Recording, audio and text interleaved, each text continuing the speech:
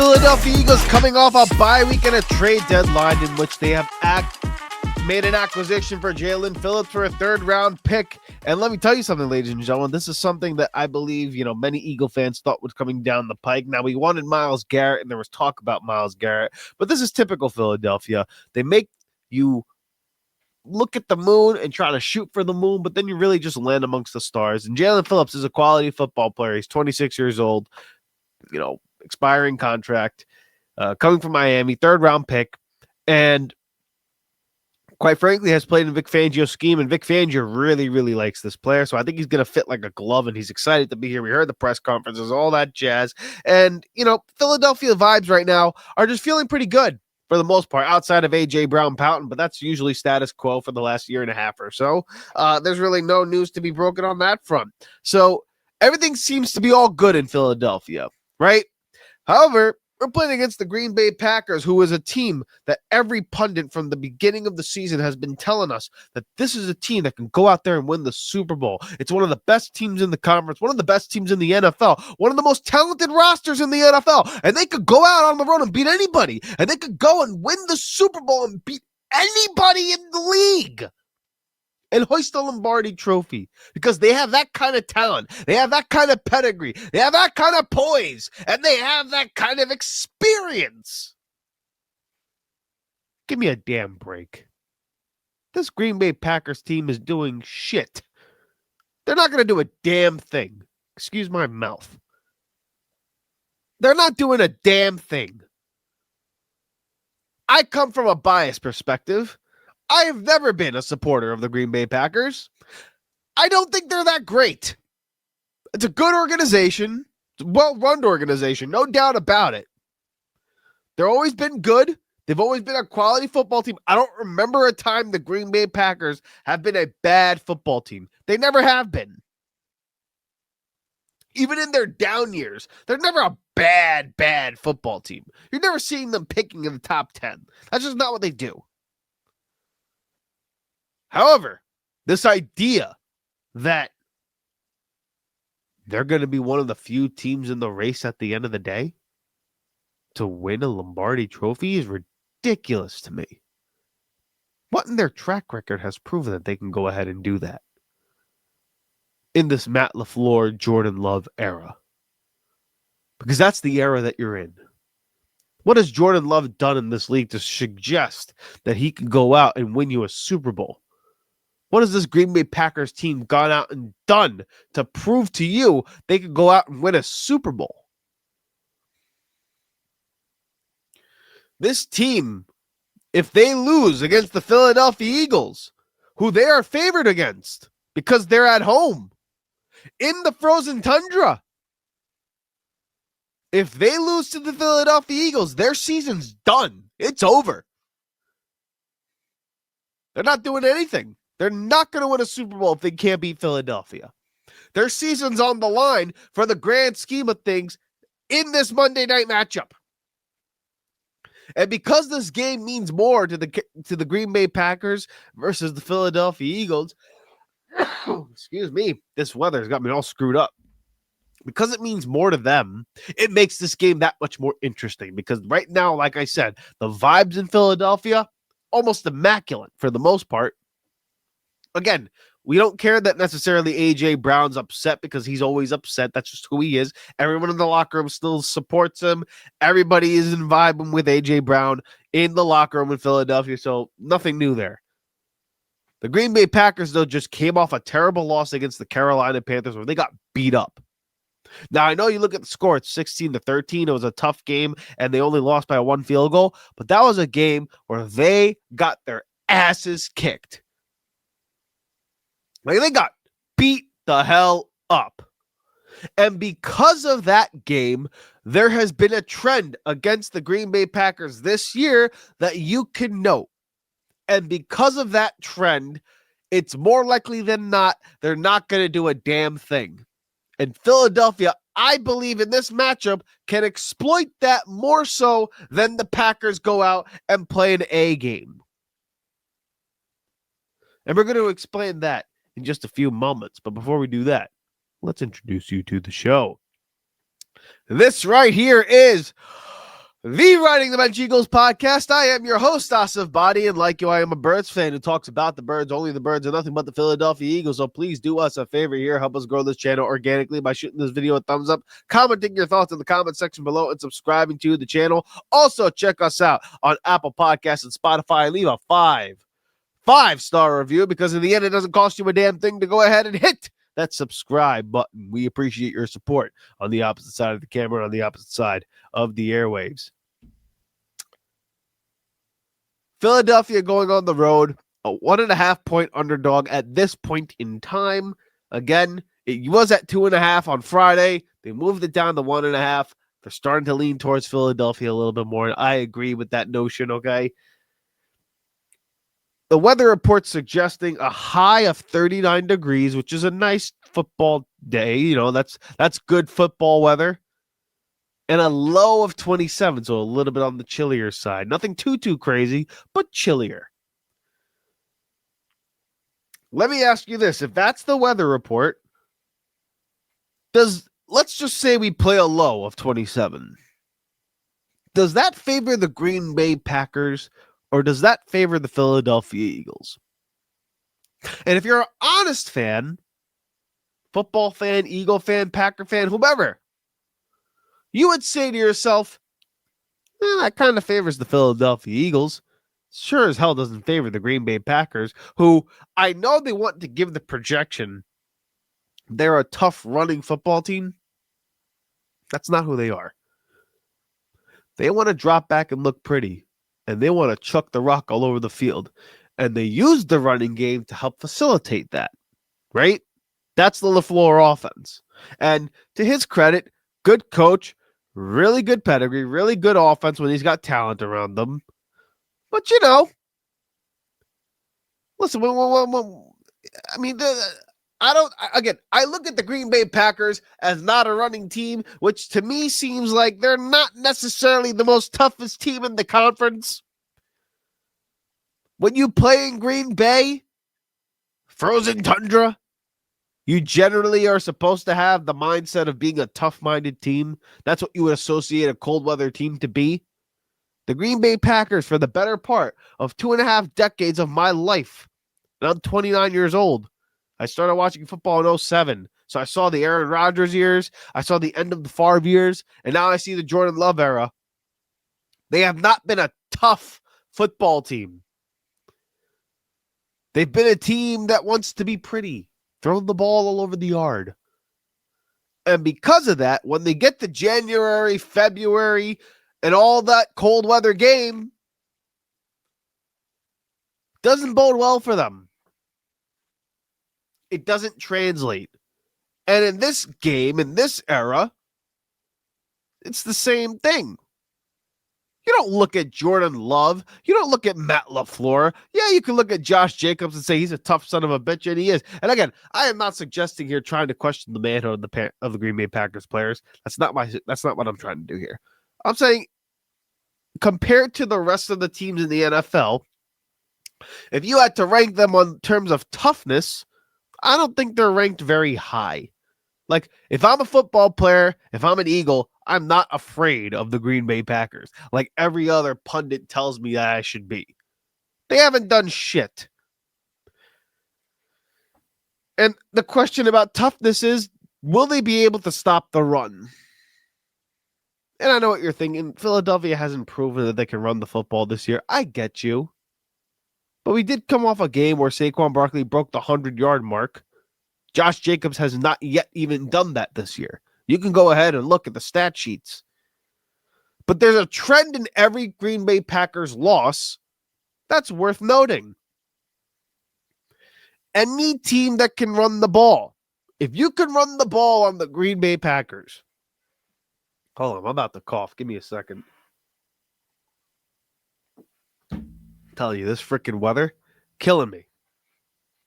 If you could run the ball on the Green Bay Packers, more likely than not, you're going to be in a really good position to win. And more likely than not, you're going to win.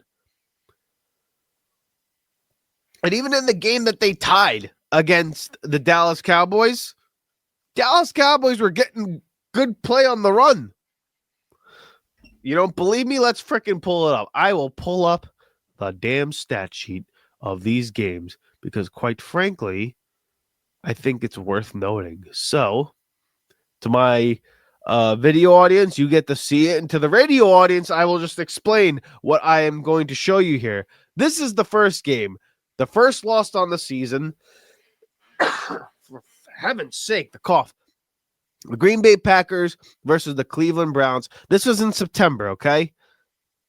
The Green Bay Packers ran for 81 yards. The Browns ran for 96 yards. 94 of them were from Judkins, their rookie running back who had the, really good game that day. And also low expectations. Joe Flacco, maybe one of the greatest quarterbacks I've ever seen, was at the helm that day. But you run the ball on them, getting 5 yards a carry, you're going to win the football game. Let's go to the next trend here. The Green Bay Packers versus the Dallas Cowboys. Again, late September game. That was the game that ended in a tie. The Dallas Cowboys as a team ran for 117 yards with 4.5 yards a clip. Now, the Green Bay Packers got their own too. They got 164 yards with 2 touchdowns on the ground themselves, and that's part of the reason why this game was a tie. But Dallas Cowboys got 4.5 yards a carry, and Dak Prescott lit them up like a Christmas tree. 319, 3 touchdowns, all that jazz. Now you look at the Carolina Panther game. And the Carolina Panther game shows the Green Bay Packers gave up. The Carolina Panthers ran for 163 yards on the ground, damn near 5 yards a carry, 2 scores, which is ultimately the 2 scores that was in this ball game. Green Bay Packers ran for 104 yards, 4.8 yards a carry, and a touchdown. And once again, Josh Jacobs has, like I said, has not broken the 100-yard mark at all this season when Saquon Barkley has. All those games show if you could run the ball on the Green Bay Packers, you're going to win the ball game. So the first question for the Philadelphia Eagles, and one of the key things that they have to be able to establish in this football game, is you need to be able to run the ball against the Green Bay Packers. And while the Green Bay Packers are a good defense, I do believe they can be had against the run. And one of the main reasons is because their best player on defense, Micah Parsons, is not the best run defender. That was one of the knocks that he had when he was in Dallas. As great of a player as he is, and as stupid as it was for the Cowboys to get rid of him, in my opinion, one thing was damn right that Jerry Jones said. You got to be able to stop the run. Micah Parsons does not do that. Bro, I got to stop screaming. That's really what it comes down to. I keep screaming, and I got a little bit of a tiny cold due to the weather change. So I'm going to be coughing every freaking other second. I'm going to be drinking some tea just to calm down myself. But like I said, Micah Parsons, not the best defender against the run. And every time we have played him when he was in Dallas, and anytime a team plays him in the playoffs, the one thing that you can do against a player like him and a great pass rusher, and to neutralize their pass rushing threat, is to get them to think about one, whether it's a run or pass, obviously, but you just run right at them, tire them out, make them play against the run. And now that the Philadelphia Eagles in the Giants game, especially what they've shown is that when they start to attack the edge, and now that Brett Toth and they have a healthier center who's able to get out and actually sustain a block, all of a sudden, Saquon Barkley has a little bit more juice than maybe people thought he had in the beginning of the season. Getting outside the tackles, attacking Micah Parsons on the edge, and attacking Rashawn Gary might just be the thing to slow down this pass rush and keep the Green Bay offense on the sideline, which again is inconsistent at best, and we'll get to them in just a moment. But if you establish the run, it means you're winning on first down, and if you're winning on first down, you're not beating the Philadelphia Eagles. If the Philadelphia Eagles are beating you on first down, you are not winning the football game because they're too much of a machine when everything is rolling.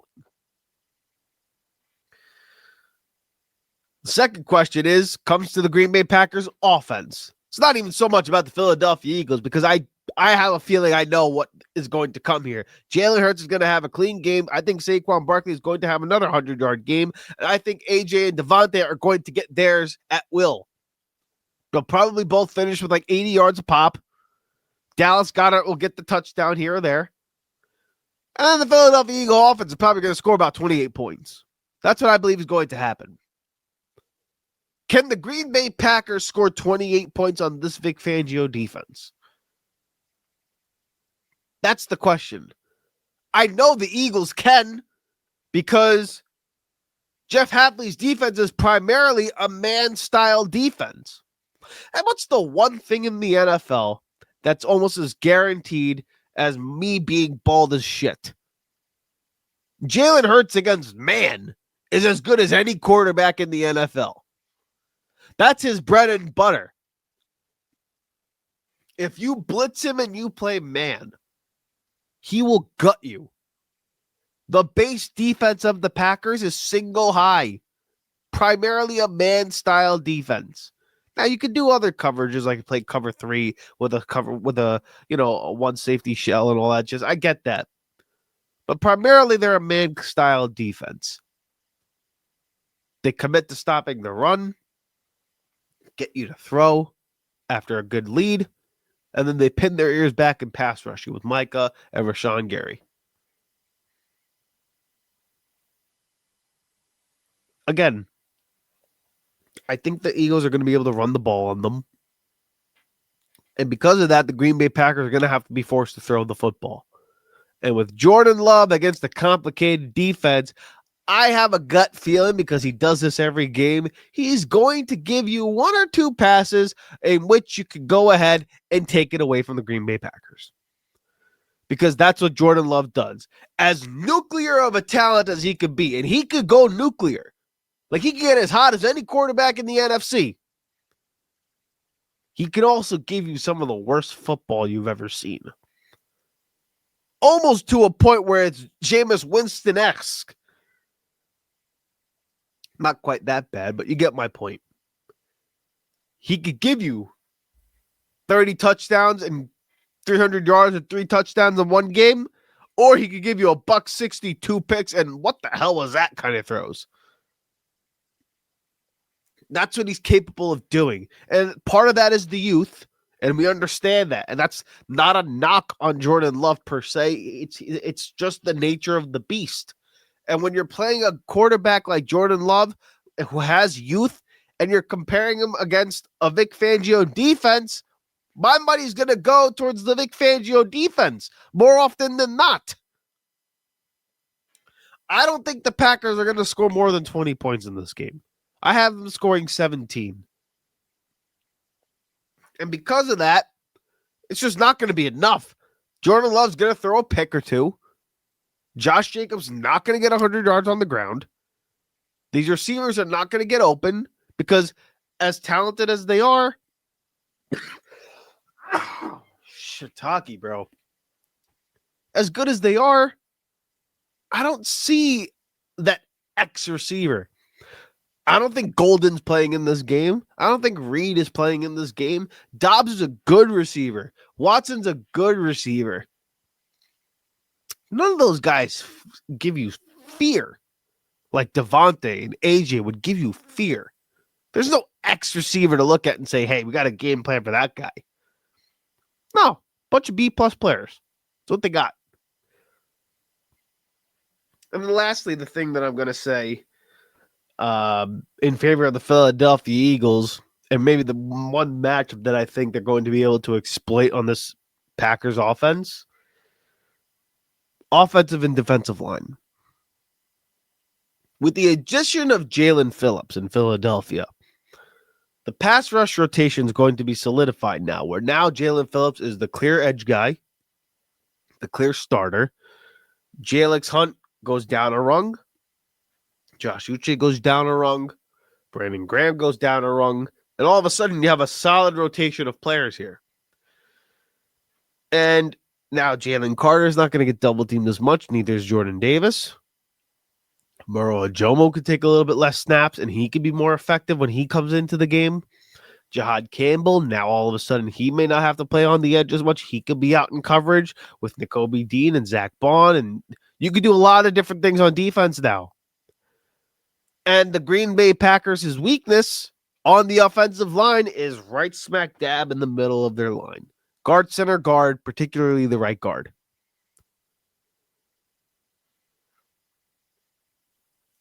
I like that matchup with their right guard, their weakness, where Jalen Carter is going to line up, where Jordan Davis is going to line up, where Moro Jomo is going to line up, where potentially Brandon Graham every now and then may line up. You can exploit the matchup and beat teams through the middle. It's a recipe for disaster for the opposing offense. And if there's one thing any quarterback of any inkling who likes to sit in the pocket and wants to fling it the way Jordan Love does, the way he leans back on his back leg and he sits there like he's baking a batch of cookies, loose with the ball. And again, it's as pretty as it gets when he releases it from his fingers.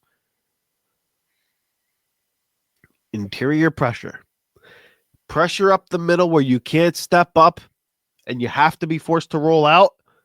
It's a recipe for a disaster for a quarterback who wants to sit back there and sling that damn thing all over the yard. And because of his poor and lackluster decision-making every now and then, interior pressure plus poor decision-making equals success for a Vic Fangio defense. So that's why I'm saying my money is going to be on Philadelphia all the way, and it's not even close. 28-17 is going to be the score that I have for this game. And because of that, I don't think the Green Bay Packers are going to be able to do anything for the season. They need to prove to everybody. I'll say this for this, just to make this point here. The Green Bay Packers season, ladies and gentlemen, in terms of hoisting a Lombardi trophy, this is the game. This is the barometer. This is the test for them to prove they belong with the big boys. If Philadelphia loses this game, you don't question whether or not they could go out and win, 3-4 games in a row in January into February. We've seen them do it multiple times. We've seen them play against the big boys. The Green Bay Packers, on the other hand, they need to prove that they can actually beat the big boys. Look at the teams that they've beaten. They beat Detroit, but that was week 1. They beat Washington. Look at them now. It's the Cincinnati Bengals. Not a good football team. The Arizona Cardinals. Not a good football team. And the Pittsburgh Steelers, who we all believe are fraudulent. And another thing that they all have in common outside of Detroit, none of those teams can really run the ball, can they? They bottled up Detroit, but again, week 1 is one of those weeks where you just kind of look at it and say, throw it away. So what are the Green Bay Packers? Are they for real or are they fraudulent? I know for damn sure that the Philadelphia Eagles are for real because we just saw them win a damn Super Bowl just a year ago.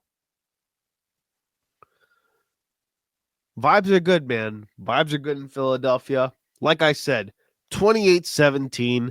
Philadelphia is going to win this ball game, and they're going to prove to everybody once again that they are the class of the NFC. And until proven otherwise, that's how it should be. And for the Green Bay Packers, and it's because I don't like them very much. I really, really hate the Green Bay Packers, and it's not because of anything that they have done. They're probably very nice people in Wisconsin, and they're probably very nice people in the Green Bay Packers organization. I just hate the way people cover this team as if they've accomplished anything that's merited them to be associated with the conversation of the Philadelphia Eagles. They act like they have people act like the Packers have accomplished more than the Philadelphia Eagles. They treat them like somehow they are the class of the NFC. Oh, Jordan Love, the best quarterback in the NFC. Look at the talent on the roster. Look at how many guys, how many weapons they can use to beat you. Look at how many guys they have on defense. Yada, yada, yada. I don't give a shit. I saw them come to Philadelphia and get their teeth kicked in. I've seen them in a shootout with Philadelphia and lose their game. This is a game right now. Green Bay Packers, you get to prove to people that you belong with the big boys. I know this game means more to the Green Bay Packers than it does to the Philadelphia Eagles. I will be the first one to tell you, if they come out and beat the Philadelphia Eagles, I will tip my figurative cap to them. You know what? Let me put on a damn cap right now. I will tip my cap to the Green Bay Packers for winning the ball game. Will it mean shit for them in the playoffs? Maybe, maybe not. I know if the Philadelphia Eagles lose this game, though, I still won't waver in my confidence of this team because we've seen them beat great teams time and time again. So, yeah, fully confident the Philadelphia Eagles are going to win this ball game. 28-17. That's what I got. That's really all I got to say about that. It's late in the evening. I am going to drink this tea, blow my nose, and take a freaking cough syrup because holy crap, I coughed too many times during this episode. But on that note, fly, Eagles, fly. Go, Birds. Go, Pack, go. I'm just kidding. Fuck the Packers. Go, Birds. Hey. Thank you so much for watching the Riding the Bench Eagles podcast. If you want to continue to support the channel, please hit the like and subscribe button down below.